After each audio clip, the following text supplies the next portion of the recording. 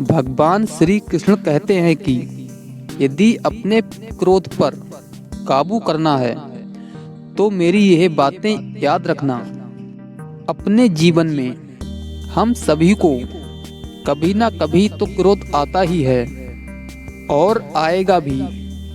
मनुष्य जो हैं इन्हीं भावों से हम जुड़े हैं, किंतु यह क्रोध क्यों आता है, कभी सोचा है आपने?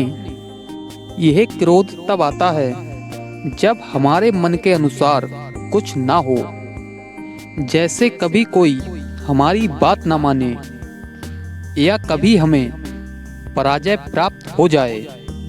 किंतु इन सारी परिस्थितियों में आधार एक ही है कि कहीं ना कहीं किसी न किसी स्थान पर हम दुर्लभ हैं।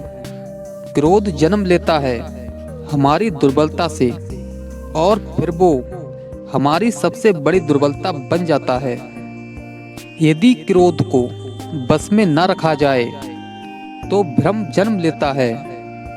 अगर भ्रम को बस में न रखा जाए तो विवेक व्याग्र होने लगता है। यदि व्याग्रता को बस में न किया जाए तो व्यक्ति का तर्क ही नष्ट हो जाता है। सोचने समझने की शक्ति शून्य हो जाती है और फिर उस व्यक्ति का पतन हो जाता है। इसलिए अपने मन को शांत होने के लिए कहें और अपने क्रोध पर नियंत्रण रखें। अगर जलते हुए कोयले को हाथ में उठा लो तो हाथ जल जाएगा। क्रोध भी इसी प्रकार है।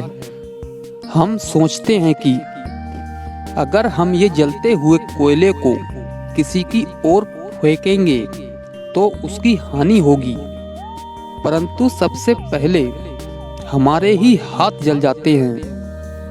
क्रोध सर्वप्रथम आपका नाश करता है, आपके आनंद को छीन लेता है, आपके स्वास्थ्य को बिगाड़ देता है, आपके अस्तित्व को जला देता है।